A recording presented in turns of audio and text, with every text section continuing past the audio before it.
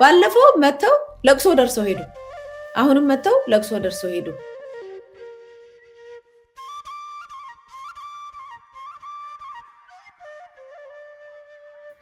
እንደዚህ አይነት አደጋ ሲፈጸም ከትላንት እስከ ዛሬ ለምንድነው የሆነ ብድግ ብሎ በአየር እነሱ ሲሸራሸሩ አንድ የሚሉት በአየር ብድግ ብሎ ሄዶ እዛ አካባቢ ሙያዊ ገዛ የሚሰጥ ማህበረሰብ ወይ ቡድን የሌለበት ምክንያት ለምንድን ነው? እንደ የመንግስት ዜናዎች ሄዶ ማየት ነው። የመንግስት ዜናዎች ሄዶ ማየት ያለን ነገር ብዛቱ በቴክኖሎጂ ነው እኮ የረቀቀን ሰዎች እኮ ነን። ከዓለም ሁለተኛ የሆነውን የኤአይ ዩኒቨርሲቲ እንመሰርታለን ብለን እኮ ባጀት የምንመድብ በዳታ ሚው በባጀት ለመስራት የምንቀሳቀስ ከሆነ እንግዲህ የነፍስን የማዳን ነገር ላይ ከሌለ ምንድን ህልም ነው? ምንድነው? ለመቼ ነው? አሁን ለሚቀጥለው ዘመን ለማየት እኮ ይሄ ትውልድ መኖር አለበት። ጠቅላይ ሚኒስትሩ ግን የሆነ የሚጣላው መንፈስ አለው። ብቻ ለሰው ሲያዝን በተለይ ለኢትዮጵያ ሲያዝን የሆነ የሚጋጭ መንፈስ ያለበት ይመስለኛል። ይሄን ጉዳይ ከተከሰተ ከ4 እና ከ3 ቀን በኋላ ከሰልስት በኋላ ነው እንግዲህ መንግስት ለቅሶ እየደረሰ ያለው። ለዛውም ይሄ ነገር አጽንኦት መሰጠት ያለበት በማህበራዊ ሚዲያ በተለያዩ ሚዲያዎች በተደረገ ከፍተኛ ነቀፌታና ውትወታ ጭምር ነው። ለእንደዚህ አይነት ችግር በአካባቢው ተጋላጭ ሆነ ተፈጥሯዊ ነው። ይሄ ነገር የመናድ ነው፣ ከተፈጥሮ ጋር የተያዘ ነው። ለዚህ ነገር ተጋላጭ ሆኖን አካባቢና ሰዎችን ነዋሪዎችን በመለየት ከዚህ ነገር ሊታደጋቸው ወደሚችል ቦታ ስፍራ የማድረስ ችግሩንና አደጋው በተከሰተ ጊዜ ደግሞ አደጋውን ሊያቀል የሚችሉ ነገሮችን መፍጠር የሚቻልበት በባለፉት 3 ዓመታት በአመት 1 ጊዜ ወይ በአመት 2 ጊዜ እየተከሰተ ያለ የተፈጥሮ አደጋ ነው። በዚህ ደግሞ እንዲህ ንጹሃን ዜጎች ደግሞ እየተቀጠፉ ነው ያሉት። ሁሌ እንዲህ ጥቁር ለብሰው መንግስት እንዲያለ ከሚሉ ልክ የመንግስት ኃላፊነቱና ወጉን ሊወጣ የተሻለ ነው የሚል ተደጋጋሚ ሀሳብ ስናቀርብ ነበር። ይሄ ሁሉ የሚሰራው ነገር ይሄ ሁሉ አሸሼ ገዳሜ ይሄ ሁሉ ድግስና ምናምን ከአንድ ሰው ህይወት እኮ አይበልጥም። ከአንድ ሰው ህይወት አይበልጥም። የአንድ ሰው ህይወት በምንም ዋጋ አይመለስም። በምንም ተአምር ዋጋ አይመለስም። አንድ ልጅ ግን በዛ በተረፈው አንድ ሰው ተረባርበ ባተረፍከው አንድ ሰው ነገር ሊሰራ ይችላል።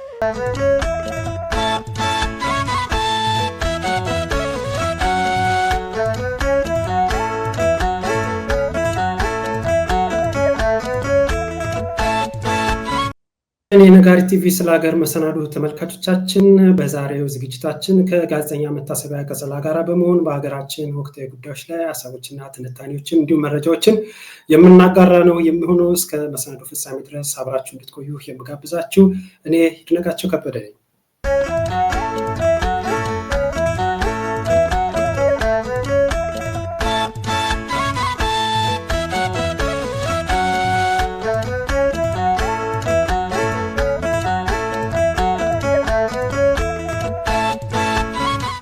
ጋዜጠኛ መታሰቢያ ቀጸላ እንኳን ደህና መጣሽ። እንኳን ደህና ቆየኝ ይድነቃቸው። እጅግ አድርጌ አመሰግናለሁ መቴ። ዛሬ አንዳንድ ርዕሰ ጉዳዮችን አንስተን ከአድማጭ ከተመልካቾቻችን ጋር ቆይታ ነው የምናደርገው። በቅድሚያ እስኪ ያው ሁሌም እንደምንለው ያው እንደ ሀገር በተደጋጋሚ መንግስት መር በሆነም እንዲሁም በተፈጥሮ አደጋ ምክንያት የሰው ልጆች ህይወት እየተቀጠፈ ሁሌም እንግዲህ ይህንኑ እያልን ነው የምንገባውና ምንም ማድረግ አንችልም። ያው እንደ ሀገር ያለብን ችግር ነውና ከሱ ነው የምንጀምረው። በተለይ በደቡብ ኢትዮጵያ ክልል ስለሆነው ስለ ጋሞ በመሬት ናዳ ምክንያት ህይወታቸውን ያጡትን በተመለከተ ነው ዛሬ መረጃ በማጋራት የምንጀምረው። እሱ ምንድነው በደቡብ ኢትዮጵያ ክልል ጋሞ ዞን የተለያዩ አካባቢዎች በተከሰተው የመሬት ናዳና የጎርፍ አደጋ ህይወታቸውን ላጡ ወገኖቻችን በ3 ቀን ሀዘን አዋጅ መታወጁን በክልሉ ተገልጿል። የክልሉ መንግስት ኮሚኒኬሽን አገልግሎት ኃላፊ ኃይለማርያም ተስፋዬ እንደገለጹት በአደጋው ምክንያት ህይወታቸውን ላጡ ወገኖች በክልሉ የታወጀው ሀዘን በ3 ቀናትም የሚቆይ ይሆናል ብለዋል። በአደጋ የበርካታ ዜጎች ህይወት ያለፈ ሲሆን ከመኖሪያ ቀያቸው ተፈናቅለው በጊዜያዊ መጠለያ ለሚገኙ የህብረተሰብ ክፍሎች ምግብና የጤና አገልግሎት ጭምር አስፈላጊ ድጋፍም ለማድረስ በትኩረት እየተሰራ መሆኑ ኃላፊው ተናግረዋል። እና ከዚህ እንጀምር እስኪ መቲ። እንግዲህ በእርግጥ አሁን የዘገየ ነገር ነው። የክልሉ መስተዳድሮችም ኃላፊዎችም ከዚህ ቀደምም እንደተናገር ነው ከወረዳው ጀምሮ በዞን ደረጃ ያሉ እስከ ትልልቅ እስከ ፌዴራል መንግስት ባለስልጣናት ድረስ በዚህ ነገር እጅግ የዘገየ ነው። ይህ አደጋ ከተከሰተ 4 እና 5 ቀናት በኋላ ባደረ እንዲሁም እኛም ጨምሮ በተለያዩ ማህበራዊ ሚዲያዎች ይሄ ነገር ትኩረት ተነፍቶታል። ለምን ስንል በጣም ስንጎተኩስ ስንጠይቅም ነበር። ጥያቄው ማግባብ ነበር። ይህ ሁሉ ከሆነ ድርጊቱ ይህ አደጋው ከተፈጸመ ከ3 ቀናት በኋላ ከፌዴራል መንግስት ጀምሮ እስከታች ያሉ ሹመኞች በዚህ ጉዳይ ላይ እንግዲህ አለን ለማለት የተለያዩ እንቅስቃሴዎች እያደረጉ ነው ያሉት። አሁን ደግሞ የደቡብ ክልል ደግሞ ለ3 ቀናት የሚሆን የሀዘን ቀናት ማወጁንም ገልጿል። በዚህን ጀምር መቴ ምን ሀሳብ አለሽ? እስቲ አንዳንድ ቪዲዮቻቸውን እኔና ያማል ብቻ ጭንቅላታችንም ብዙ መሸከም ያቃተው ጉዳይ ይመስለኛል። በዚህ ደረጃ ላይ ማይቆም 1 ቀን ሆነ 2 ቀን ሆነ እንደው ቶሎ አገር እንዳለ ተባብሮ እንኳን እነዚህ ሰዎች ጋር አለ የመድረሱ ነገር በጣም በቂ እንዳልሆነ ነው ከውስጥ የሚወጡት መረጃዎች የሚናገሩት እና ህዝቡ ያለበትን ሀዘን ማየትና ከዛም ሀዘን ጋር ተካፋይ መሆን በጣም ተገቢ ነው ብዬ ነው የማስበው።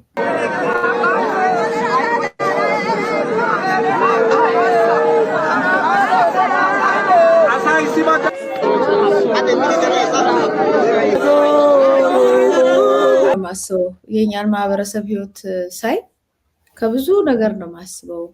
ማህበረሰቡ ያለውን ውጣ ውረድ፣ ፈተና፣ ኑሮ የመሳሰሉትን ነገር ሁሉ ታየውና ይሄ የምታየው ማህበረሰብ በየትኛውም አቅጣጫ ያለው የኢትዮጵያዊ ድሃ ነው። እንደምታውቀው ድሃ ነው። ስለነገ ምናምን ሰው የዕለት ጉርሱን የሚኖር ማህበረሰብ ነው እና ድንገት አንድ ዕለት እንደዚህ መታ ተወስደዋለች ማለት ነው። ከዛ ያቺ ዕለት ከወሰደችው በኋላ ደግሞ እንዴት ሰው እርዳታ አያገኝም በዚህ ፍጥነት? እንዴት በሀገር ደረጃ ላይ የአደጋ ጊዜ ምናምን የሚባል ከዚህ በፊት አቋቋምን ብለው እንደውም ከሰራተኛ ደሞዝ ለአደጋ ጊዜ ይቀነሱሉ ተብሎ እንዴት ሰው መንግስት ራሱ አይበጅትም ለእንደዚህ አይነት ነገር ተብሎ ብዙ ትችት አድርሰንበታል።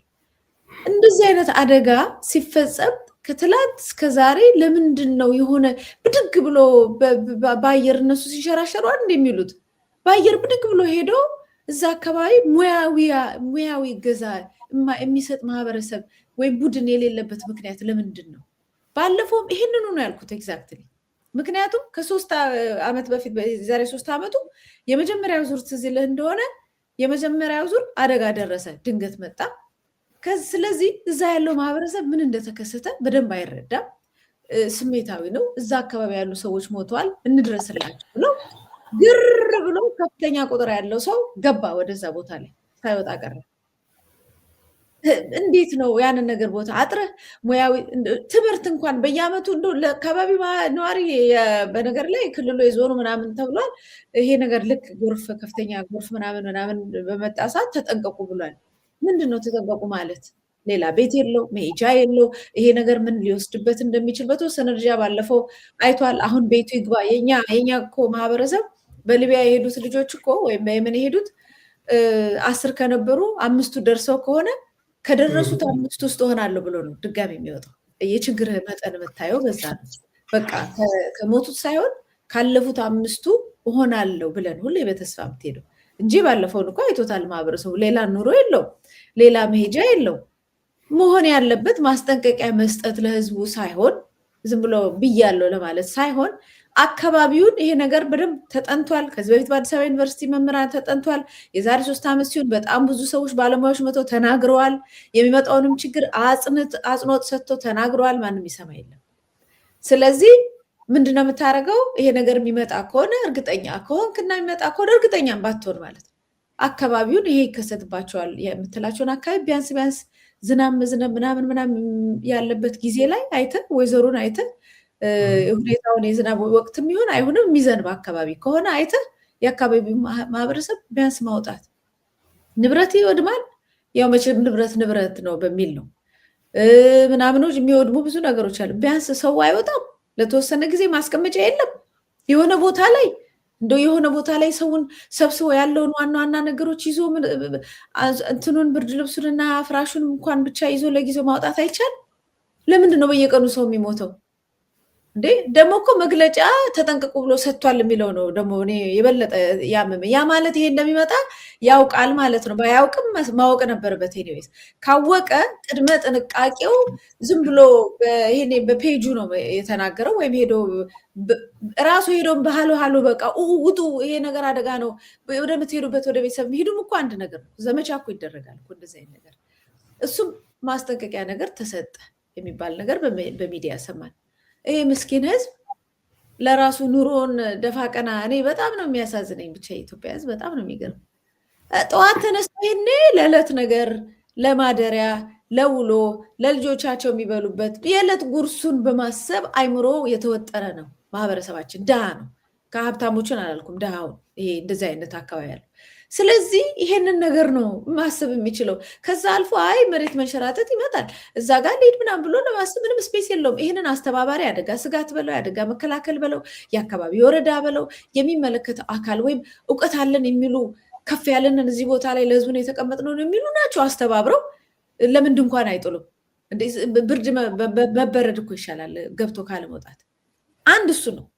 ሁለተኛውና በጣም ማዝ ነው ማለት ነው ባለፈው እስከ መጨረሻዋ ሰዓት ድረስ ባልደረሰላቸው እዛው ማህበረሰቡ ደርሷል። ህዝብ ለህዝብ እኛ ጋር እኮ ችግር እኮ የለብንም። ህዝብ አንዱ ከአንዱ ጋር ተደጋግፎ ያንን ሁሉ ዘመን ያሳለፈው በመከራ። የህዝብ ለህዝብ ችግር የለም። ኃላፊነት ወስዶ አቅም ኖሮት ባጀት ኖሮት የሚንቀሳቀሰው መንግስት እይታ ነው ችግር እየፈጠረ ያለው። እና ባለፈው መጥተው ለቅሶ ደርሰው ሄዱ። አሁንም መጥተው ለቅሶ ደርሰው ሄዱ። የተወሰነ ነገር ደረሰ ምናምን ይባላል አይደለም። አሁን ዛሬ መረጃ የሚመጣው በቂ አይደለም።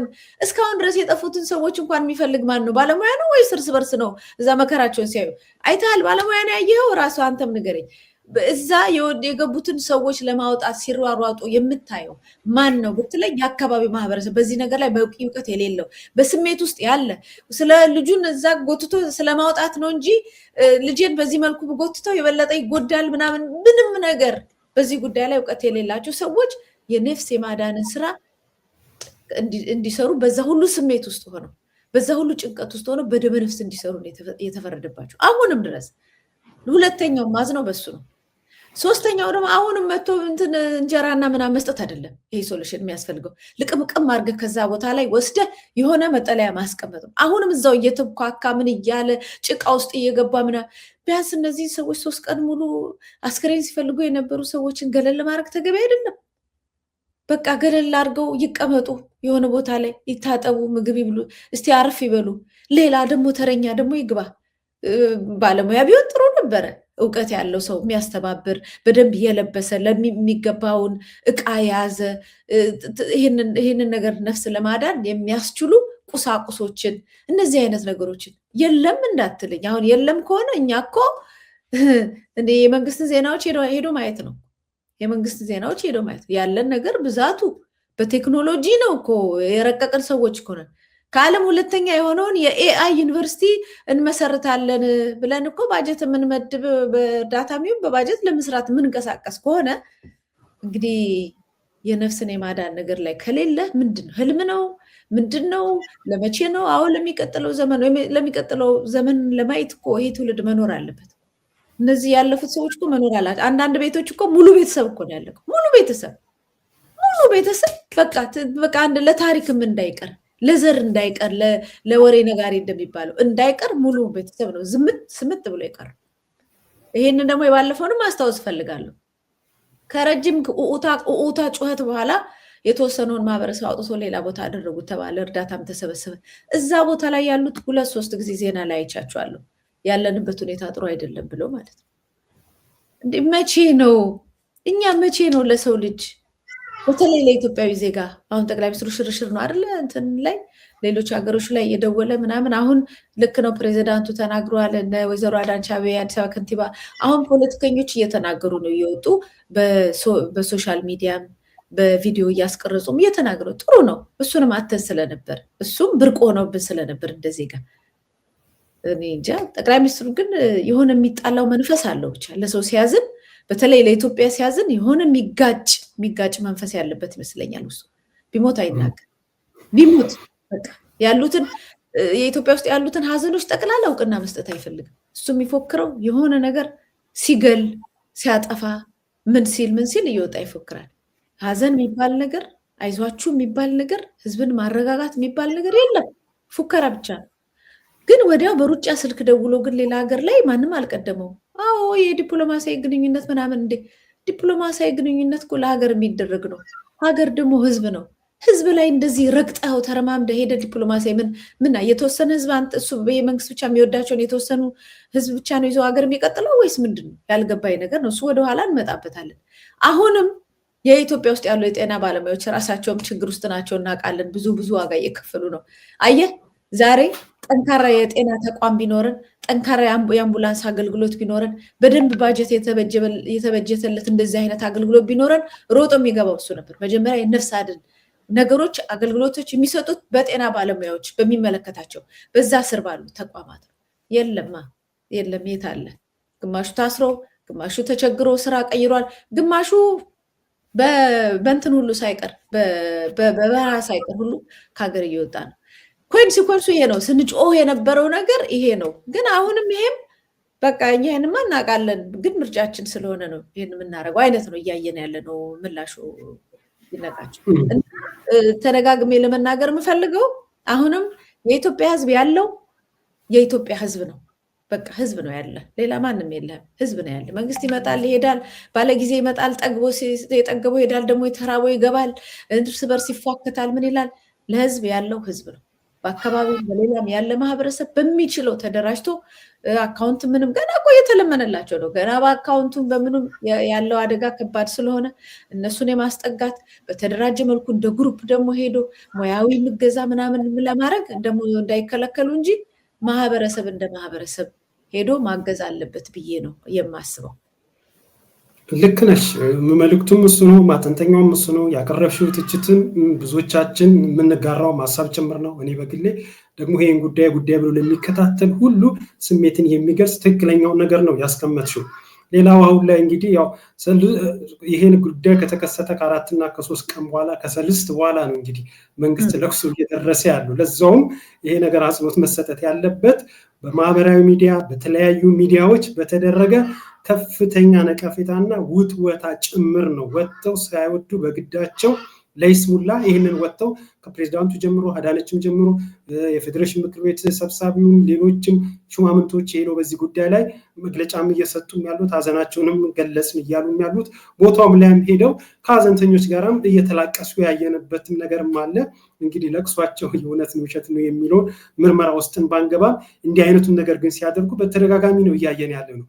ከዚህ ቀደምም በሰራ ነው በምናለሽ መቲ ፕሮግራም ላይ በተለያዩ መሰናዶ ይህን ጉዳይ አስመልክቶ እንዳቀረብ ነው ለእንደዚህ አይነት ችግር በአካባቢው ተጋላጭ ሆነ ተፈጥሯዊ ነው።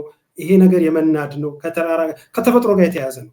ለዚህ ነገር ተጋላጭ ሆኖን አካባቢና ሰዎችን ነዋሪዎችን በመለየት ከዚህ ነገር ሊታደጋቸው ወደሚችል ቦታ ስፍራ የማድረስ ችግሩንና አደጋው በተከሰተ ጊዜ ደግሞ አደጋውን ሊያቀል የሚችሉ ነገሮችን መፍጠር የሚቻልበት በባለፉት 3 ዓመታት በአመት 1 ጊዜ ወይ በአመት 2 ጊዜ እየተከሰተ ያለ ተፈጥሮ አደጋ ነው። በዚህ ደግሞ እንዲህ ንጹሃን ዜጎች ደግሞ እየተቀጠፉ ነው ያሉት።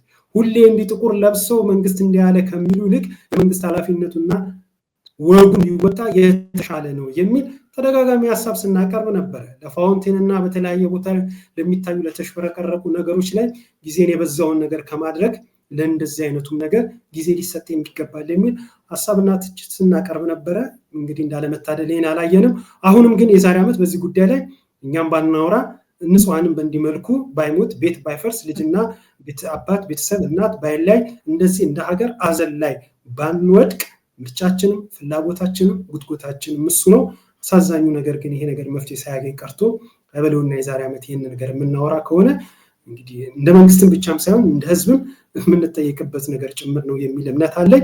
በዚህ ከአደጋው ጋር በተያያዘ እየተደረገ ያለ ልገሳ የአቅም አስተዋጽኦዎች አሉ። በትልቅ ደረጃ በዓለም አቀፍ መንግስታት ደረጃ እንዲሁም በተለያየ መልኩ በግለሰብም በምንም እየተደረገ ያለ አስተዋጽኦ አለ።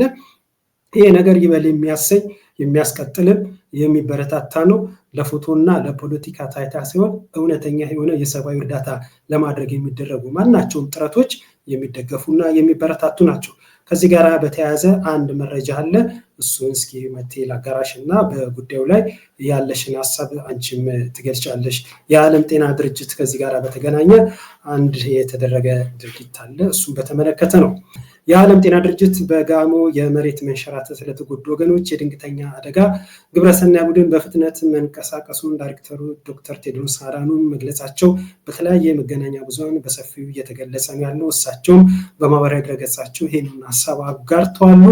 ለተጎጂ ወረዳዎች ፈጣን ምላሽ ሰጪ ቡድኖችም በማሰማራት ድጋፍ ማድረግም እንደተጀመረም ጠቅሰዋል።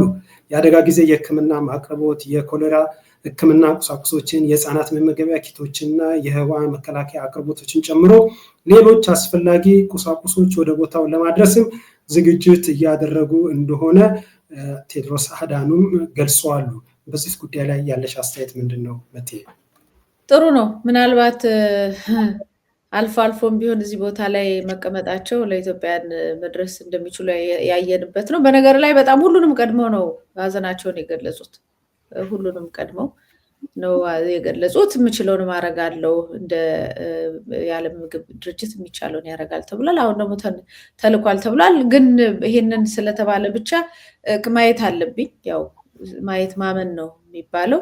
ማየት አለብን። እንደው በጣም በፍጥነት ከሆነ በጣም ሳይረፍድ በዛሬው ዕለትና በነገው ዕለት እዛ ቦታ ላይ እነዚህን ነገሮች በተለይ ከጤና ጋር በተገናኙ ነገሮች ደግሞ ሌላ አደጋና መከራ እንዳይመጣ ደርሰውላቸው ሲረዷቸው ማየት ይኖርብናል ማለት ነው። ጥሩ ነው። ምክንያቱም ከኢትዮጵያ በዚህ ጉዳይ ላይ እየሄደ ያለው ነገር ምንም እዚህ ግባ የሚባልም አይደለም። አንዳንዱ ምንም የመጣ ነገር የለም። በተለይ ከጤና ጋራ፣ ከቁሳቁስ ጋራ፣ ከእርዳታ ጋራ የተደረጉ ነገሮች የሉም። ስለዚህ ከዓለም ጤና ድርጅት በዚህ ፍጥነት መጥቶ በጣም በፍጥነት ቢደርስላቸው ሞር ለመመስገን በጣም ጊዜው ነው፣ መመስገን አለባቸው ይሄንን ነገር እስካደረጉ ድረስ ብዬ ነው የማስበው። ግን ማየት አለብኝ እንግዲህ ሳይኖር ዝም ብለው አደረግን አይሉም። እንደው ቢፈጥን ባይነኝ ካየን በኋላ ደግሞ ሌላውን ያለውን ለውጥም እናየዋለን። አየህ ልክ ባለሙያ ሲገባ የሚደረገውን ለውጥ ታየዋለን።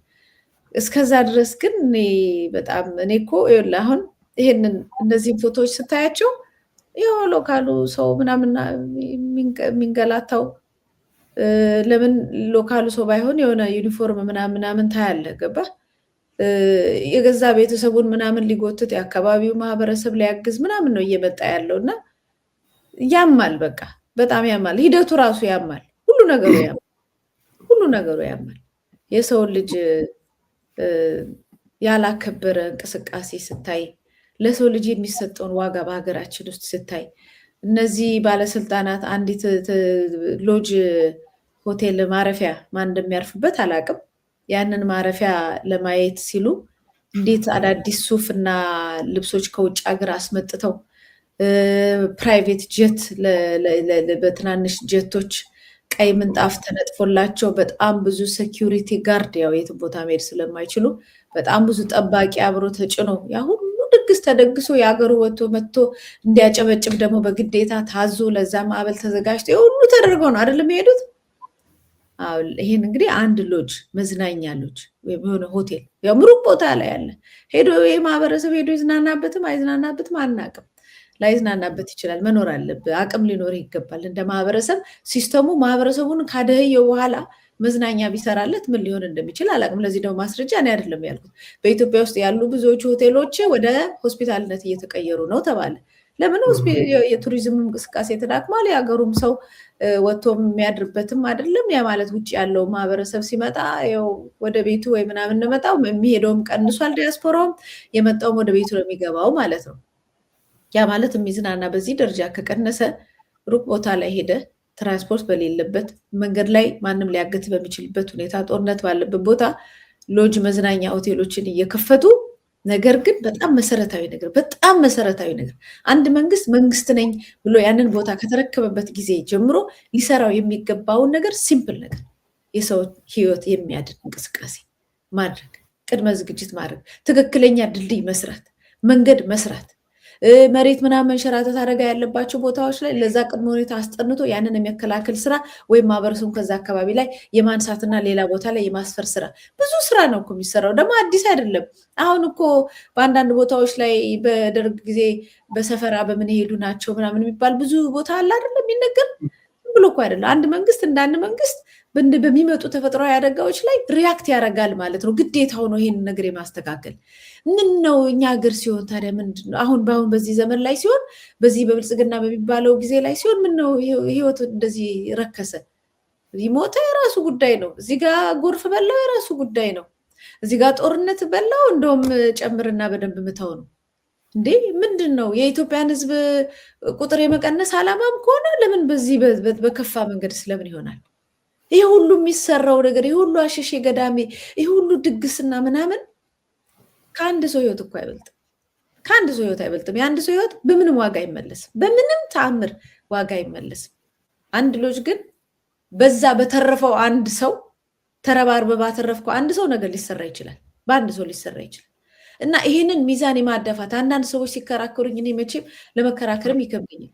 እንዴት እኮ እንዳማረ የተሰራው ምናምን እኔ የጌጣጌጥና የምናምን አምሮት አይደለም ያለን። እሱም ሁላችንም አለን የለንም ብለን አይደለም። ከሰው ልጅ አይበልጥም። የመጀመሪያው ነገር የሰው ልጅ ነው መከበር ያለበት። እሱ ብቻ አይደለም የሀገሪቷ ባለቤት እዛ የሚኖረው ማህበረሰብ ነው። የዛች ሀገር ሀብት ጠቅላላ የማህበረሰቡ ነው። ማህበረሰቡ መብላት መጠጣትና በሰላም ማደር ሲጀምር ደግሞ ሊዝናናበት የሚገባውን ነገር ትሰራለ እንጂ ካፉ ቀምተ፣ ከመንገዱ ላይ ቀምተ፣ ከሆስፒታሉ ላይ ቀምተ፣ ከትምህርት ቤቱ ላይ ቀምተ መዝናኛ ሰርተ ዝም ብለህ አርብ እየመጣ ልታዝናናበት አችልም አይደል? ይሄ ግፍ ነው፣ በህዝብ ላይ በጣም ግፍ ነው። እና አሁንም ይሄንን ነገር በጣም ሊያወሳስቡት ብዙ ሰዎች ይፈልጋሉ። ምንም የሚወሳሰብ ነገር የለም፣ ግልጽ ነው።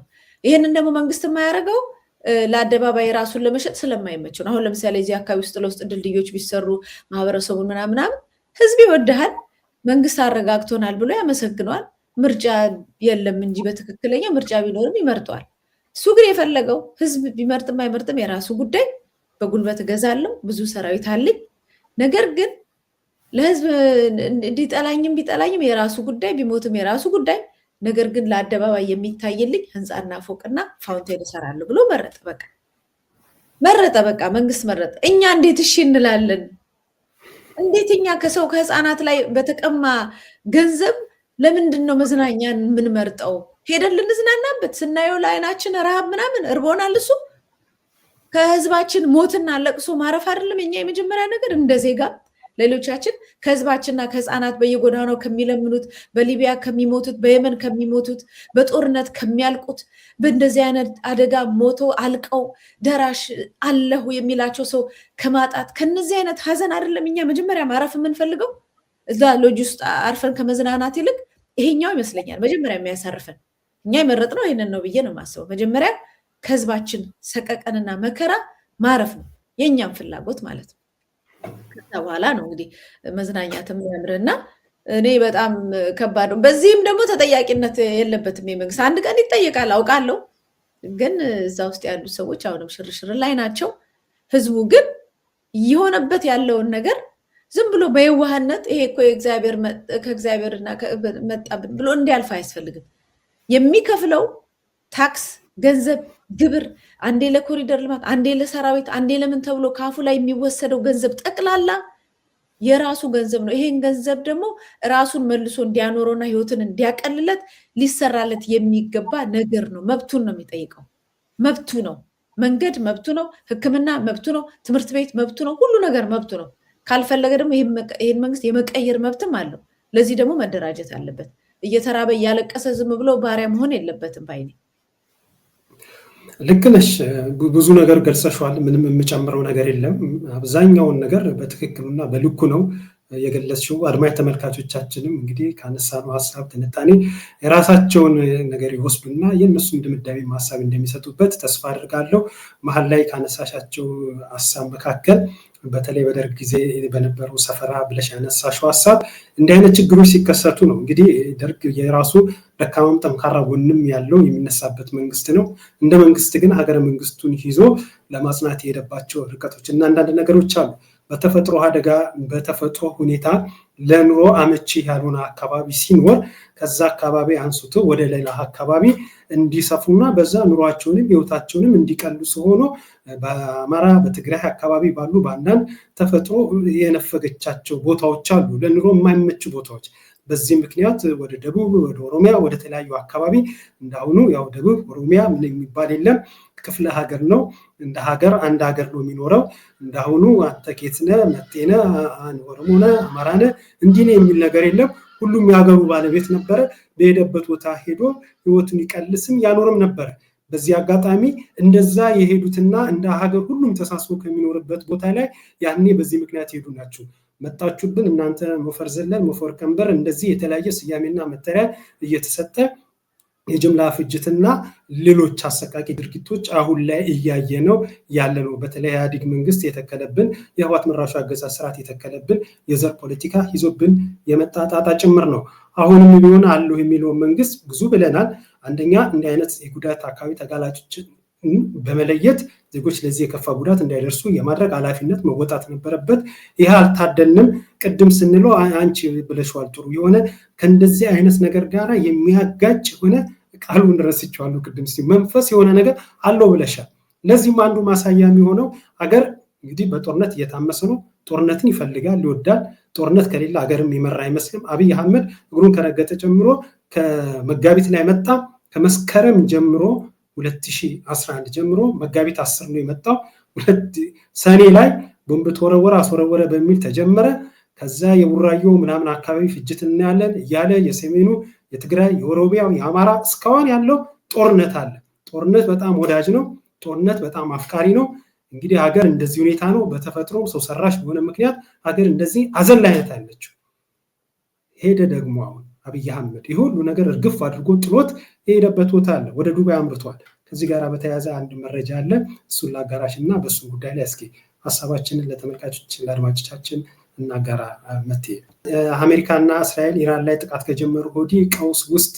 ወደ ገባው ወደ መካከለኛው ምስራቅ ሀገር አረብ ኤሚሬቶች አብይ አህመድ ለጉብኝት ሄዷል አብይ አህመድ ለስራ ወደ ኤሚሬቶች የተጓዘበት ዩናይትድ ስቴትስ እና እስራኤል ኢራን ላይ በከፈቱት ጥቃት ምክንያት ኢራን ዱባይንና ሌሎች በቀጠናው የሚገኙ የአሜሪካ የጦር ሰፈር ያለባቸውን አገራት በሚሳኤልና በድሮን የጥቃት አጸፋ እያደረገች ባለችበት ወቅት ነው የአብይ አህመድ ጉብኝት እሱም ብቻ አይደለም በዓለም አቀፍ ጎራ ተለይቶበት እጅግ አነጋጋሪ የሆነ ጦርነት ነው ይሄ ጦርነት እንግዲህ በዚህ ጦርነት ላይ ነው አብይ አህመድ ሄዶ አጋርነቱን ለመግለጽ ለማሳየት በዛ ቦታ ላይ የተገኘው ይሄ ዝም ብሎ የሆነ ቦታ ሄዶ ደርሶ መጥቶ ፎቶ ተነስቶ የመመለስ ጉዳይ ብቻ አይደለም ዓለም አቀፋዊ የሆነ ይዘት ያለው አያላን ሀገራት ጎራ ለይቶበት ከአያላን ሀገራትም አልፎ ሌሎች ሀገራትም እየተሳተፉበት ያለው እጅግ የሰውየትን እየቀጠፈ እንደ ዓለም ከባድ የሆነ ኢኮኖሚያዊ ፖለቲካዊ ቀውስን ይዞ የሚመጣ ጦርነት ነው በዚህ ጦርነት ላይ እንግዲህ አብይ አህመድ እኔም አለሁበት ሲል ዱባይ ሄዷል እና በዚህ ጉዳይ ላይ ያለሽ አስተያየት ምንድነው መቴ ያው እንግዲህ የአንድ ሀገር ጠቅላይ ሚኒስትር አገሪቷን ወክሎ ነው የትም ቦታ ላይ የሚሄደው ስለዚህ አሁን ኢትዮጵያ በዚህ ጉዳይ ላይ ከሌሎቹ ጋር የኢራን ጎራና ሌሎቹ የእስራኤል የአሜሪካ ጎራ አለ ከነሱ ጋር ቆም ያለው ነው ያለው ምክንያቱም ኢራን ነች ኤሚሬት አካባቢ ላይ ያሉትን ጥቃቶች ያደረገች ያለችው ለኢራን ለኩዌት ለምናምን ነው እንግዲህ አይዟችሁ ከጎናችሁ ነኝ ሲል የነበረው ጠቅላይ ሚኒስትሩ ያ ማለት ኢትዮጵያን ዞሮ ዞሮ አንድ ጎራ ውስጥ ከቷታል ማለት ነው አንደኛው ጎራ ውስጥ ከቷታል የከተታት ለምንድነው ኢትዮጵያ ምንድነው የምትጠቀመው ወይስ ምንድነው የምትጎዳው የሚለው ነገር ዝርዝር ውስጥ አንገባም ዞሮ ዞሮ በዚህ ጦርነት ውስጥ ኢትዮጵያ እጇን አስገብታለች ማስገበቷ ግዴታ ነው አይደለም እንግዲህ ሌላ ነገር ነው ሌላ መውጫ የለውም እንግዲህ አሁን እዚህ ቦታ ላይ እንደ መንግስት ቁጭ ብለህ ስታይ ነገሮች የተወሳሰቡ ሊሆን ይችላል ይሄ መንግስት ደግሞ በዲፕሎማሲ በምናምን ብዙ ኪሳራን ሲያደርግብን ስለቆየ በዛ የደረጃ ዋይዝ ነው አይደለም የሚለው እንግዲህ በኋላ ነው የምናየው እኔ እንደውም ከዛ በተቃራኒው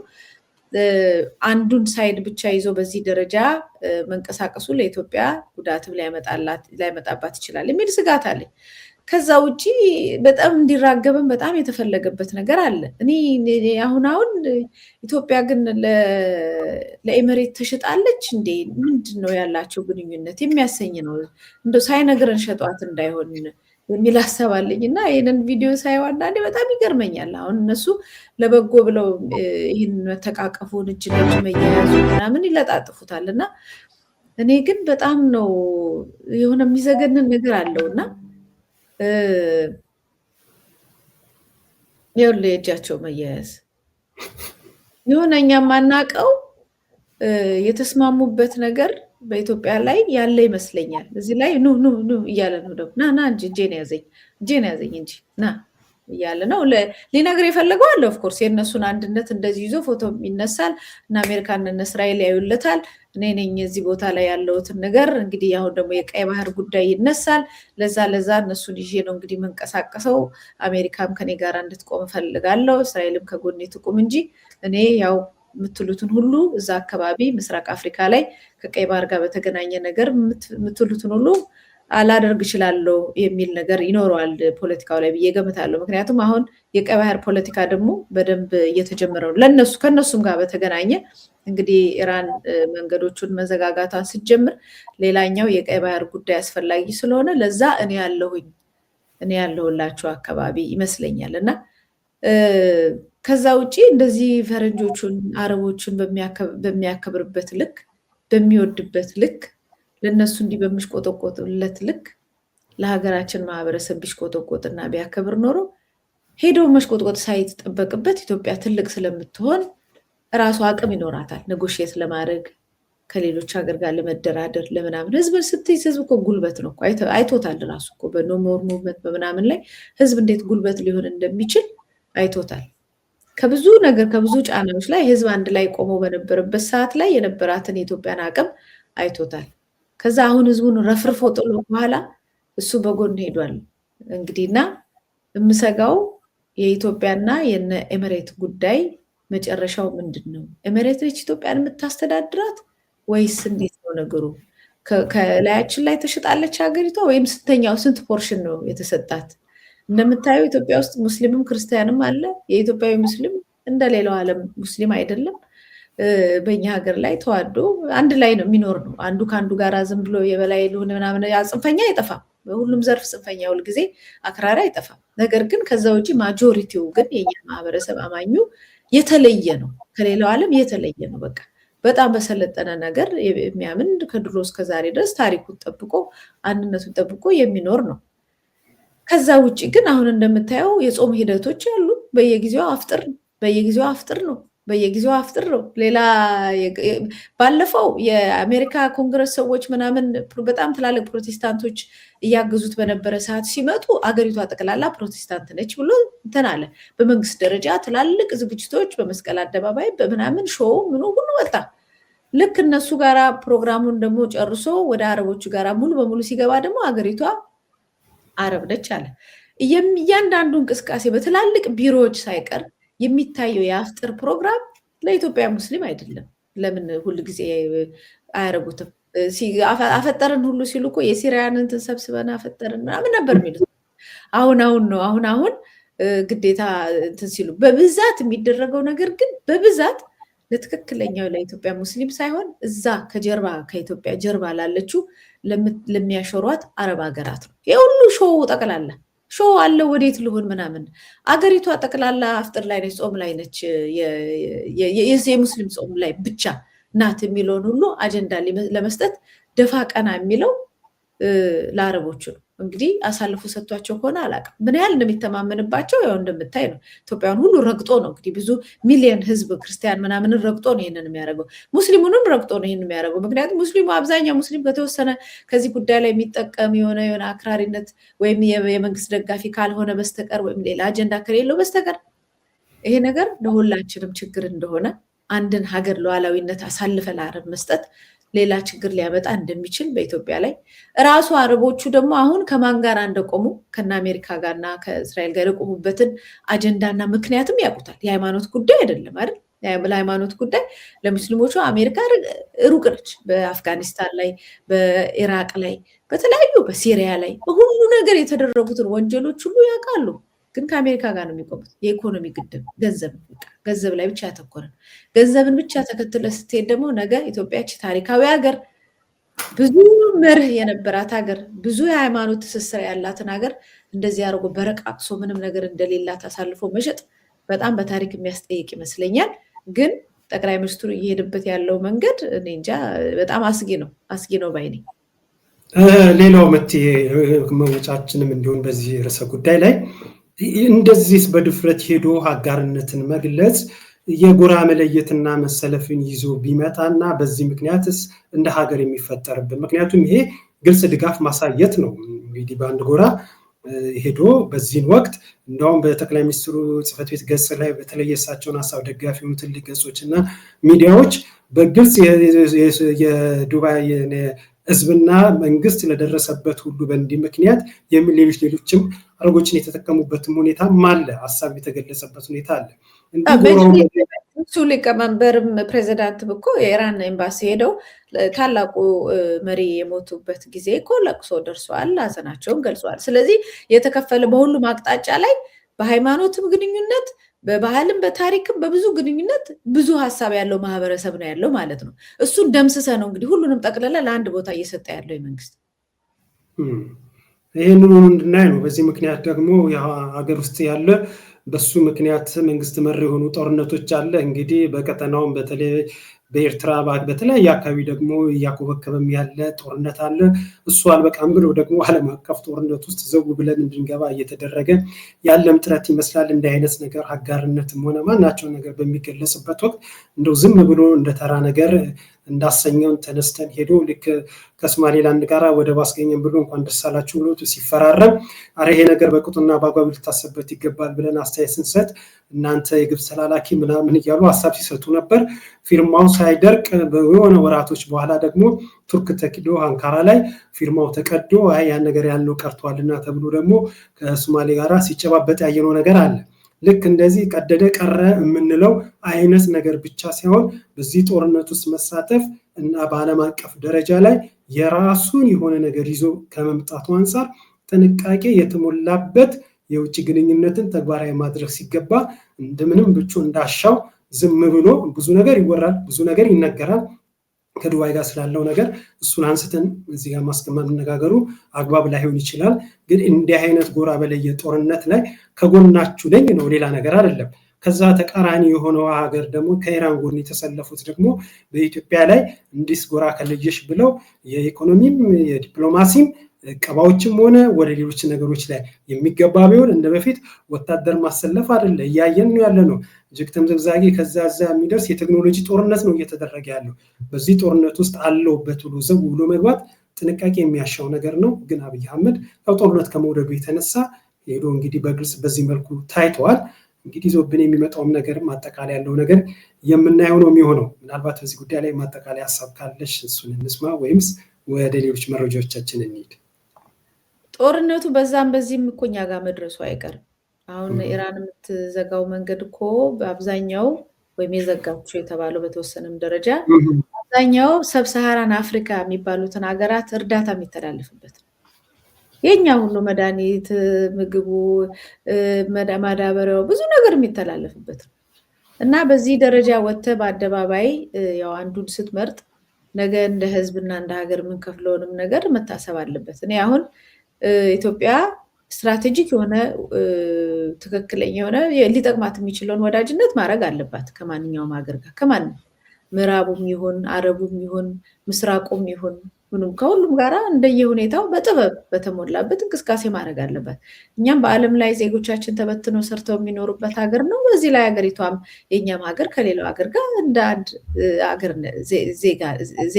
ሀገር የዓለም አባል ነች እና በጣም በጥንቃቄ መሰራት አለ። በእንደዚህ አይነት ግን ሙጭጭ ብሎ ከአንድ ጋር ብቻ መጣበቅ ግን ብዙ ዋጋ ያስከፍላል ባይ ነኝ። ብዙ ዋጋ አይ ቲንክ በደርግ ጊዜም በምናምን ዋጋ ያስከፈላቸው እሱ ነው የሚል ነገር ነው ታሪኩ የሚነግረን ማለት ነው። ወደዚህ ወደ ምስራቁ በጣም መጣበቅ። በቀዳማዊ ኃይለሥላሴ ጊዜ ደግሞ ከሁሉም ጋራ በዛም በዚህም ጋራ መሀል ሆኖ ነገሮችን ማጫወት የነበራቸው ነገር ሰብሃው ጠቅሟቸዋል የሚባል ነገር አለ። ይሄ በጣም ዊዝደም እና ጥበብ የሚፈልግ ጊዜ ላይ ነው ያለ ነው። በዛም በዚህም ብለን አንዱን ይዘን በአንዱ ተጎርተን ሳይሆን እንዴት አድርገን ነው ከሁሉም ነገር ላይ አብረን ራሳችንን መጀመሪያ ሀገራችንን ሊጠቅም የሚችል ነው መጀመሪያ። ሁሉም እንደዛ ነው እያደረገ ያለው። ሁሉም አሜሪካ ፈርስት ነው፣ ኢራን ፈርስት ነው ምናምን ነው ሁሉም። ስለዚህ ኢትዮጵያን የሚጠቅማት ወዳጅነት የስጋ ዝምድና የላትም አይደል? የስጋ ዝምድና ካላት ከኤርትራ ጋር ነው የስጋ ዝምድና ያላት። ከኤርትራ ጋር ጦርነት እያወጀች በዚህ ደረጃ ላይ ወዳጅነቷን ገንዘብ ላይ መሰረት ያደረገ ብቻ ሆኖ ከአረቦች ጋር በዚህ ደረጃ ላይ ከተጣበቀች ነገ ሌላው ጋር ያውም ከአረቦች ስለ በአንድ የተወሰነ ግሩፕ ላይ ከአሜሪካ ጋር ከሚቆሙት ጋር ሌላውን ደግሞ እንደዚሁ ባይ ዲፎልት በጠላትነት ቆመሃል ማለት ነው።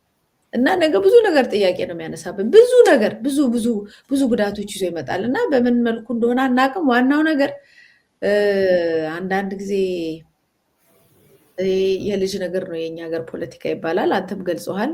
የሶማሌላንዱ ጉዳይ ላይ በጣም ከባድ የሆነ በተለይ በአፍሪካ ጉዳይ ላይ ሱዳንንም ጨምሮ በጣም ከባድ የሆነ ወዳጅነት እየመሰረቱ ነው የነበረው። አብረው ነው ብዙ ነገር እያንቀሳቀሱ ያሉት ከዩናይትድ አረብ ኤምሬት ጋር ማለት ነው። ስለዚህ አሁንም ያለመፋታትና ያንን ኮንትራት የማደስ ነገር ነው ሄዶ የተደረገው እና ምን ይዞ ይመጣል የሚለውን የምናየው ነው። ምንም ይዞ ምንም ይምጣ ግን እኛ ሀገራችን በራሷ ዜጋው በራሱ መንግስት የሚያጣውን መብት አጥቶ እንደገና ደግሞ በሌሎች ዜጎች ሁለተኛ ዜጋ ሆኖ መኖር ግን እንደማይችል ልናሳስብ ያስፈልጋል ባይ ነኝ። መልካም እጅግ አድርጌ አመሰግናለሁ። ወደ ሌላ መረጃችን እንሂድ። እሱም እንግዲህ የአማራና የትግራይ ህዝቦች ትብብርን በተመለከተ ነው። ይህኛው መረጃ አጋራሽ እና በጉዳዩ ላይ አስተያየታችን እንሰጣለን። በትግራይና በአማራ ህዝቦች መካከል የተጀመረውን ትብብር በበለጠ ማጠናከር እንደሚያስፈልግ ተስፋ ለሰላም የተባለው ድርጅት ገለጸ። መቀመጫውን በሰሜን አሜሪካ ያደረገው ተስፋ ለሰላም ድርጅት ላለፉት 5 ዓመታት በትግራይና በአማራ ህዝቦች መካከል ሰላማዊ ግንኙነት እንዲጠናከር የተለያዩ ጥረቶችን ሲያደርግ መቆየቱን በመግለጫው አስታውቋል። እንደ ድርጅቱ የአማራና የትግራይ ህዝቦች ወደ ተግባር ትግል የመሸጋገር ተነሳሽነት እያሳዩ መሆናቸውን ከፍተኛ ደስታ እንደፈጠረ ገልጿል። ይህ አዲስ የትብብር ተነሳሽነት ተስፋ ለሰላም እንደሚለው የሁለቱን ህዝቦችን ብቻም ሳይሆን በአጠቃላይ የኢትዮጵያን ህዝብ ህልውናን ከጥፋት የመታደግ አዎንታዊ ሚናና ክስተትም ጭምር ነው ብሏል። ዝርዝር መረጃው በዶይቼ ቬለ ላይ በስፋት ይገኛል። ይህንን ጥምረትና ተስፋ ለዓለም የሰጠውንስ መግለጫ ምን አሳባለሽ በዚህ ጉዳይ ላይ? ጥሩ ነው ባይነኝ። እንደዚህ አይነት ድርጅቶች በየጊዜው ህዝብን ለህዝብ ከህዝብ ጋራ የሚያቀራርቡ ያስፈልጋሉ። ሁልጊዜ ፖለቲከኛ መሀል ገብቶ ብዙ ዋጋ ያስከፍላል። እንደሚታወቀው ፖለቲከኞች ደግሞ ስልጣን ላይ ስለሚኖሩ ጉልበት ስለሚኖራቸው ሁሉንም ጥፋት በሚያጠፉት ጥፋት ሁሉ ህዝብ ዋጋ የሚከፍልባቸው መንገዶች ብዙ ናቸው። ይህም ብዙ አይተናል፣ በአይናችን አይተናል፣ ኖረንበታል። ስለዚህ ከፖለቲካ በራቀ መልኩ ህዝብን ከህዝብ ጋር እያገናኘ ቁጭ ብሎ እንዴት ነው እዚህ የደረስነው? ምንድን ነው ትላንትና ያደረግነው ጥፋት? ከዚህ በኋላ እንዴት ብንሆን ልንኖር የምንችለው የሚል ከህዝቡ የወጣ መፍትሄ ማግኘት የሚቻልበትን መድረክ የሚከፍት ማንኛውም ኃይል በጣም አስፈላጊ ነው ባይነኝ እና በዛም ብቻ ሳይሆን በሁሉም አቅጣጫ ላይ እንደዚህ ክፍፍል አለባቸው የሚባሉ ቦታዎች ላይ ሁሉ ይሄ ድርጅት ሰርቶ በደንብ የእውነት ከሆነ እኔ አላውቀውም በደንብ ገና መስማት የእውነት መሬት ላይ የእውነት ህዝብን ለህዝብ የሚያገናኝ ነገር ካደረገ ባጭሩ ኢትዮጵያን የማዳን መንገዱን በደንብ ጀምሮታል ባይነኝ። ያው ጦርነቱ፣ የትግል፣ የፖለቲካ ለውጥ ምናምን እነሱ ሁሉ አሉ። መጨረሻ ላይ ግን ሁሉም አሸናፊ የሚሆነውና በሰላም የሚያኖረን ግን ሁላችንም ወንድምና እህቶች በአንድ ላይ እንደ አንድ ሀገር ዜጋ ሆነን እኩል ሆነን አንዱ የበላይ መሆን ሳይፈልግ አንዱ ደግሞ በበታችነት ጫካ ሳይገባ ምን ሳይል እኩል ሆነን ተደጋግፈን የምንኖር ከሆነ ያ ማለት ለኢትዮጵያ በቃ የገነት መጀመሪያ ተከፈተላት ማለት ነው። ይሄን ደግሞ ሊያደርግ የሚችለው ነገር እንደዚህ አይነት ንጹህ የሆነ ማለት ነው። ንጹህ የሆነ በመንግስት መርህ ሀገራዊ ምክክር ተብሎ ካድሬ ተሰብስቦ ኤምባሲው ምናምን ሳይሆን የእውነት መሬት ላይ ያለው ማህበረሰብ ሰብስቦ አዎ አንተ በዚህ ማህበረሰብ ተቆጣ፣ ለምንድን ነው የተቆጣው? አንተ እስቲ እንነጋገር፣ እኔ ስለምንድን ነው እዚህ ቦታ ላይ የደረስኩት፣ በምን ምክንያት እንደዚህ ተሰማኝ ምናምን ብሎ በደንብ የመነጋገር ነገሮቹ ከተከፈቱ በጣም አስፈላጊ ናቸው። በጣም ትልቅ ደግሞ አገልግሎት ነው ብዬ ነው የማስበው ለሀገራችን። እውነት ነው። በተለይ በትግራይና በአማራ መካከል ያለው መንግስት በፈቀደውና በወደደው መልኩ ሰፍሮ በሚሰጠው የተለያዩ ፖለቲካዎች ምክንያት እንደ ማህበረሰብ እንደ ህዝብ እስከታች የወረደ መቃቃርና ቁስለት አለ የሚል እምነት ባይኖረንም በፖለቲከኞችና በፊት በአደባባይ ሰዎች ምክንያት በሚፈጸሙ ነገሮች ወደ ህዝቡም አንዳንድ የደረሱ ቁርሾና አላስፈላጊ የሆኑ ነገር ትግራዩም ከአማራውም በተለይ ከሰሜኑም አልፎ እንደ ሀገር የሚፈጠሩ የሚታዩ ይዞብን የሚመጡ አንዳንድ ፖለቲካ ምስቅልቅሎች አሉ። እነዚህ ነገሮች እንዲታረሙና መፍትሄ እንዲያገኙ በተለይ ህዝብ ለህዝብ ያለው ግንኙነት እጅግ የተጠናከረና ጤናማ መሆኑ ምክንያቱም እንደ ሀገር ብዙ ነው መስተሳሰሩ። በተለይ በትግራይ በአማራ መካከል ያለው የባህል የሃይማኖት የብዙ ነገር መስተሳሰሩና መስተጋብሩ እጅግ የማይለያይ እንዲህ የተጣመረ ነገር ነው እና ይህንን ለመበጣጠስ ፖለቲከኞች የሆነ የራሳቸውን የማታጊያ እና ህዝብን የመቆስቆሻ አንዳንድ አጀንዳዎችን ይዘው ወደ አደባባይ መጥቶ በዚህ ምክንያት አንዳንድ መቃቃሮች፣ አንዳንድ ቁርሾች ይሄ አንተ ቦታ ይሄ እኔ ቦታ በሚል በተያዙ በሌሎችም ጉዳዮች የሚታዩ ክፍተቶች አሉ እና የተስፋ ለዓለም የተባሉ ድርጅት አሁን ለዶይቼ ቬለ ዜናውን ሲያሰራጭ ነው ያየነው። ወደፊትም እንግዲህ ድርጅቱ ማን ነው በምንድን ነው እየተንቀሳቀሰ ያለው የሚሉት ሌሎች ነገሮች የምንፈትሸው ነገር እንዳለ ሆኖ በግልጽ ግን በዚህ ጉዳይ ላይ የሰጠው መግለጫና በክልሉም እንደ ሀገርም ተስፋ ሰጪ በሆነ ሁኔታ በዚህ መልኩ ለገለጸው መግለጫ በጎ ምላሽ ነው ያለን። ለዛም ነው ወደ ሚዲያችን ማምጥተን እየተነጋገርንበት ያለ ነው። ይሄ ግን እንዳለ ሆኖ ደግሞ በተለይ አሁን በበጎ መንገድ ይሄንን ነገር አንስተን ስንነጋገር ሌላ ደግሞ በአገር ቤት ላይ አሁን ደግሞ መሬት ላይ ወርዶ እያየን ያለው ነገር ይሄው ያንተ ቦታ የኔ ቦታ በሚል በተለይ ከወልቃይት ጋር በተያያዘ የተነሳ የህግና ሌሎች ክርክሮች አሉ። ዛሬ ጉዳዩ በተመለከተ ወደ ፍርድ ቤት በማምራት እግድ ይነሳ አይነሳ ሌሎች ተያያዥ ጉዳዮች አይተናል፣ ተመልክተናል፣ ታዝበናል። በእነዚህ ጉዳይ ላይ የተለያዩ አስተያየት ስንሰጥ ነበር። ይህ በእንዲህ እንዳለ ግን ወልቃይት፣ አድረመጽ፣ ጠለምትና ኮረም እንዲሁም ራያ አላማጣን የምርጫ ክልሎችን ተጥሎ የነበረው እገዳ መነሳቱ ተነግረዋል። ይህ የሚሆነው ከትግራይ ክልል ውጭ የሆኑት ራሳቸውን ችለው ለህዝብ ተወካዮች ምክር ቤት ምርጫ ያድርጉ የሚለው ውሳኔ በመቃወም ክስ የመሰረቱት አቶ ጌታቸው ረዳ ስለ ጉዳዩ ለቢቢሲ በሰጡት ምላሽ የፓርቲው ተቀዳሚ ምክትል ፕሬዝዳንቱ ይህ የፍርድ ቤት ጉዳይ ሳይሆን አጠቃላይ የፌዴሬሽኑ ምክር ቤት ምልዓተ ጉባኤ ሳይሟላ አፈጉባኤ ብቻ የወሰኑት ነው። ክሳችንንም አንስተናል። ጉዳዩም ፖለቲካዊ ውሳኔ ስለሆነ ፖለቲካዊ መፍትሄ እንፈልጋለን ሲሉ ነው ክሳቸውን አንስቶ ምርጫ ቦርድን በዚህ ምክንያት የሰጠውን እግድ አንስቻለሁ፣ ምርጫ ቦርድ በጀመረው መንገድ ይቀጥልም ሲልም ውሳኔ ሰጠው። ስለዚህ ጉዳይ ምን አስተያየት አለሽ? እኔ መጀመሪያውኑ ተውኔት ነው ብያለሁ። ተውኔት ነው፣ ድራማ ነው። ድራማው የሆነ ሪዞሉሽን ላይ ደረሰ፣ ጡዘት የምንለው ነው። ከዛ ልቀትም ይመጣል። ልቀት ክላይማክስ ላይ ደረሰ፣ ጡዘት ላይ። ከዛ ደግሞ አሁን ልቀት ሪዞሉሽን ላይ መጣ፣ አወረደው ማለት ነው። ትንሽ ጮክ ምናምን ብሎ ኮንፍሊክት ለመፍጠር የሚችል አይነት መስሎ ነጥብ አስቆጥሮ ምናምን እዚጋ አንጫጭቶ ትንሽ የተወሰኑ ምርኮዎች ወደ ራሱ እንዲመጡ ከሱ ጋር እንዲቆሙለት የፈለጋቸውን ሰዎች ወይ ትግራይ ልጆች ምናምን ሞካከረ። ከዛ ተመልሶ በቃ ተውኔቱ አለቀ ማለት ነው። ከዚህ በኋላ የሚመጣውን ደግሞ እናያለን። ስለዚህ በዛ ቦታ ላይ የሚመረጠው ምርጫ መኖሩንም ቼክ እናረጋለን፣ እናያለን። ማነው የሚወዳደረው፣ ማነው የሚመጣው የሚለውን የምናየው ነገር ነው። ግን ከዚህ ንግግር ላይ አንድ በጣም እኔ ያው ጭንቅላቴ ሊያልፈው ያልቻለው ምልዓተ ጉባኤ ሳይሟላ አንድ አቃቢ ህግ ብቻ የወሰኑት እና ይደረጋል የወሰነው ነው እኮ። ስለዚህ በዚህ ግዱ ታዲያ መጽናት ነበረበት ላልተወሰነ ጊዜ ቢሆን። እንደዚህ አይነት ነገር አለ እንዴ?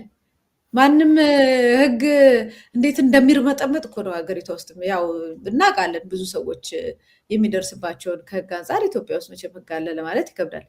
እዚህ ጋር ግን ራሱ አቶ ጌታቸው ረዳ ያጋለጠው ነገር ግን በቃ የተርመጠመጠ ነገር እንደሆነ ነው እየተነገረ ያለው ሁሉ ነገሩ ማለት ነው።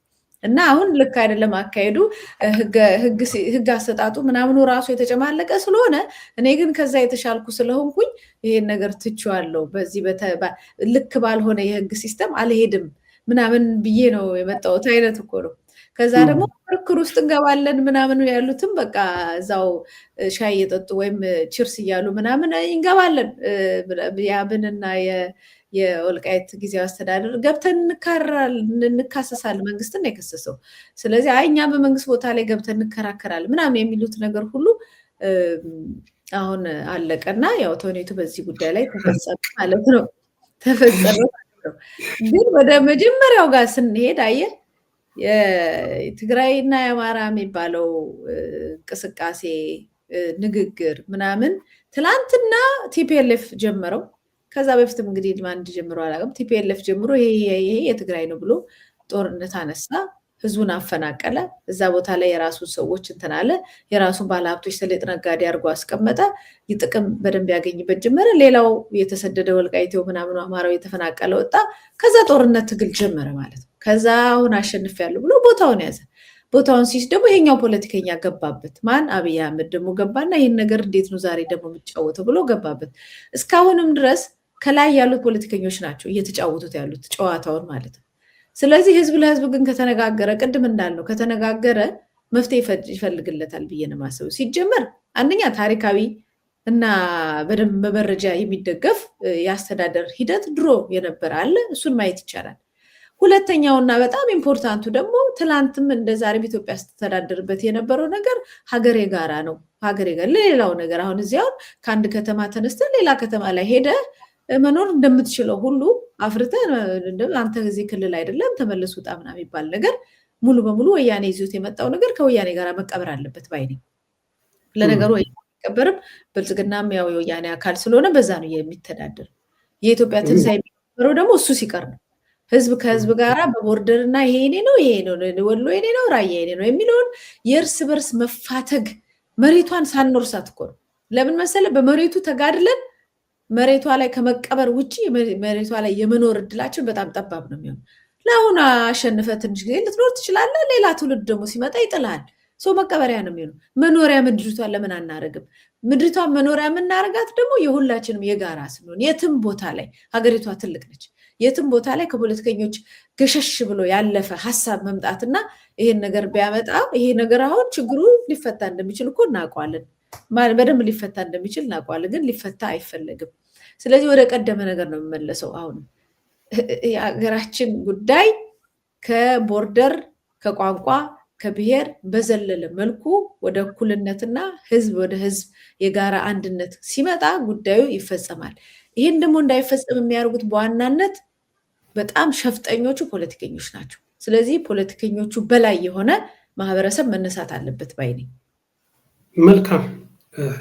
ያው ቅድም ዜናው ንባቡ ላይ ለመግለጽ እንደተሞከረው እንግዲህ ስለ ጉዳዩ ለቢቢሲ ምላሽ የሰጡት የስምረት ፓርቲ ተቀዳሚ ምክትል ፕሬዚዳንት አቶ ነጋ አስፋ የፌዴሬሽን ምክር ቤት ውሳኔ አጠቃላይ የፌዴሬሽን ምክር ቤት ምልዓተ ጉባኤ ሳያሟላ አፈ ጉባኤ ብቻ የወሰኑት ነው። ክሳችንንም አንስተናል። ጉዳዩ ፖለቲካ ውሳኔ ስለሆነ ፖለቲካው መፍትሄ እንደሚፈልጉም ነው በቢቢሲ ላይ የተናገሩት። ሰፋ ያለ ዘገባ እዛ ላይ አለ እና ቅድምም ስትገልጹ ነበር። ያው በደንብ ታየ፣ ግርግር ተፈጠረ። ጌታቸው እና ፓርቲው ሄደ ፍርድ ቤት፣ ይሄ ነገር አሳገደ። ሌሎቹ ደግሞ ወጡ ተናገሩ። እሱ አልበቃለ በለጠ ሞላና ጌታቸው ረዳ እንካ ሰላምታውን ተለዋወጡ። ሌሎችም ራሱ በአንድ ተቋም ውስጥ ግራ የተጋባ በሚመስል መልኩ ጎራ ለይተው ንግግር ሲያደርጉ ነበር። አሁን ደግሞ አቶ ጌታቸውም እና ምክትላቸውም እንደሚገልጹት የፌዴሬሽኑ ምክር ቤት አፈ ጉባኤ ብቻውን አገኘው ተሻገር ነው የወሰነው። ይሄ ነገር ፖለቲካዊ መፍትሄ የሚያስፈልገው እና እሱ ላይ እንተጋለን ብለዋል። ስለዚህ አለቃቸው አብይ አህመድ ተው ይህንን ነገር አድቡ፣ የሚሆነውን ነገር እኔ ወስናለሁ እና የኔን ውሳኔ ጠብቁ ብሎ እንዲስቡት ያደረጋቸው ነው ማለት እንችላለን። ምንድን ነው? ምንስ የሚሰጠው ፍንጭ አለ? ይሄ ጉዳይ በፍርድ ቤት የሚፈታ የሚወሰን ሳይሆን ፖለቲካዊ ውሳኔ ነው የሚያስፈልገው። እሱን እንጠብቃለን፣ ለዛ እንሰራለን ነው ያሉት። በዚህ ጉዳይ ላይ አስተያየትሽን ስጪና የዛሬ መሰናዷችንን እናበቃለን። የተስማሙበት ነገር ይኖራል። ወዳጆች ናቸው፣ ቤተሰብ ናቸው። እንደምታውቀው ህዝብ አጫርሰው ተዋግተው ተጋድለውም እንደገና ተሸላልመው ተቃቅፈው የተሳሳሙ ሰዎች ናቸው። ስለዚህ ምንም ነገር ሊያደርጉ ይችላሉ። ውሉን እነሱ ናቸው የሚያውቁት። የሚያደርጉት ነገር ማንኛውንም ነገር ሊያደርጉ ይችላሉ። ግን የእነሱን የፖለቲካ ውሳኔ ሳይሆን የህዝብ የጋራ መግባባት ላይ ነው ማተኮር ያለበት የሚል አቋም ነው ያለኝ። የሚመጣው ውሳኔ በምንም መልኩ ቢሄድ ሁሉንም ሊያስደስት ይችላል ብዬ አላምንም። ለምን? ፖለቲከኞች ለራሳቸው ጥቅም ጌታቸው ረዳ ማስመለስኩኝ የትግራይ በቃ ተወካይ ሆኜ ልኖር ማህበረሰቡ የትግራይ ማህበረሰብ አሁን የሸሸኝ የራቀኝን ሁሉ ምርኮ አድርጌ መልስበታለሁ ሊል ይችላል። ብልጽግና ደግሞ ቆይ አንተንም ለመያዝ ህወሓትንም በዚህ በኩል ለመያዝ በዚህ በኩል ደግሞ አማራውንም ለመያዝ ችካር ደግሞ ታስፈልገኛለች፣ እንዴት አድርጌ ልጫወታት ነው የአብይ አህመድ ቴክኒክ ማለት ነው። ስለዚህ ግን ምንም ነገር ምንም ሴራ ምንም ሸፍጥ ይዘው ሊመጡ ይችላሉ። ግን እሱ መፍትሄ አይሆንም ብዬ ነው የማስበው። መፍትሄ የሚሆን ነገር ይዘው ከመጡ መቼም ይደንቀኛል፣ በደንብ አጨብጭቤ ይቀበላሉ። ግን ይዞ አይመጡም ባይ ነኝ። ሁሉም ለራሱ ሁሉም ለራሱ ጥቅም ነው። ለህዝብ ዘላቂ ሰላም የሚፈልግ ማንም የለም በዚህ ፖለቲካ ውስጥ አሁን እንዳየነው ሁሉም ለራሱ ጥቅም ነው የሚሄደው። ለዚህ ነው ህዝብ ራሱ ቁጭ ብሎ መከራውን የሚበላው ህዝብ ቁጭ ብሎ መፍትሄ መፈለግ ያለበት ምልህ ለዚህ ነው። መልካም ባነሳናቸው ርዕሰ ጉዳዮች ላይ ለሰጠሽው ትንታኔና ሀሳብ ጋዜጠኛ መታሰቢያ ቀጸላ እጅግ አድርጌ አመሰግናለሁ። ክብረት ይስጥልኝ። እኔም አመሰግናለሁ። ነጋቸው አድማጭ ተመልካቾቻችን ባነሳነው ርዕሰ ጉዳይ ይጠቅማል ይሆናል ያላችሁ ነገር እንዳገኛችሁ ተስፋ አድርጋለሁ። በሰጠነው ሀሳብ ትንታኔ ዙሪያ ላይ አስተያየት ያላችሁ እንደሆነ እንድታጋሩ እጠይቃችኋለሁ። ይህን መሰናዶ አዘጋጅቼ ይዤላችሁ የቀረብኩት እኔ ይድነቃቸው ከበደ ነኝ። በሌላ ዝግጅት ዳግም እስክንገናኝ ድረስ ሰላም።